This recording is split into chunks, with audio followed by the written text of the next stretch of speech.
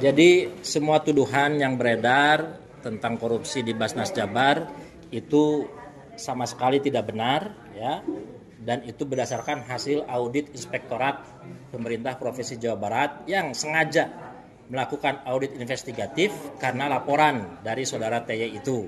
Ya, dari mana kami tahu laporan itu? Ya dia sendiri yang bilang dan dia menyebarkan ke media sosial.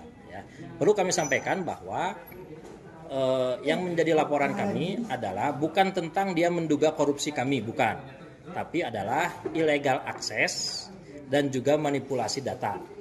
Dia mengakses secara ilegal data yang termasuk informasi yang dikecualikan sesuai Undang-Undang Keterbukaan Informasi Publik, dan yang kedua dia mengemas itu ya dengan asumsi dan opini, bahkan menutupi sebagiannya dan dia sebarkan ke LSM dan organisasi-organisasi yang lainnya.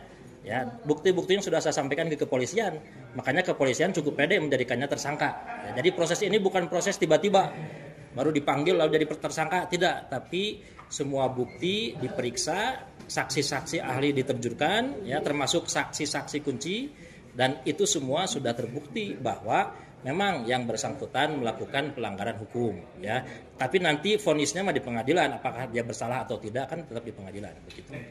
Tuduhan terkait adanya laporan dugaan korupsi itu tidak dibenarkan, begitu? Oh, tidak benar, sama sekali tidak benar. Karena memang ya hasil audit inspektorat mengatakan tidak terbukti. Sudah diperiksa. Jadi kalau netizen mengatakan periksa dong, periksa, sudah. Audit dong, audit, sudah. Semua pemeriksaan, semua audit menyatakan tidak ada tuduhan korupsi. Ya terus saya harus bilang apa lagi, kan gitu ya. Itu hanya tuduhan yang tidak jelas. Bahkan kami menduga katanya yang bersangkutan melaporkan ke kejaksaan. Ya. Sampai sekarang belum ada panggilan kepada kami dari kejaksaan.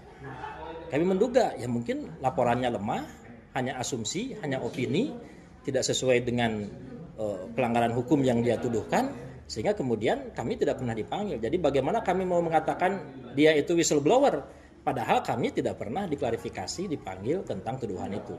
Kalaupun sudah, yaitu tadi oleh Inspektorat Basnas RI, oleh Inspektorat Pemprov Jabar, oleh Basnas RI, dan oleh Inspektorat Kemenag RI. Gitu. Dokumen yang disebarkan sendiri jenisnya apa? Ya, dokumennya adalah satu MOU kerjasama kami dengan yayasan, ya. Yang kedua adalah hasil audit dana hibah COVID 11,7 M yang menyatakan bahwa hasil auditnya semua sesuai prosedur. Hasil auditnya udah benar, semua sesuai prosedur dan kami tidak ada masalah.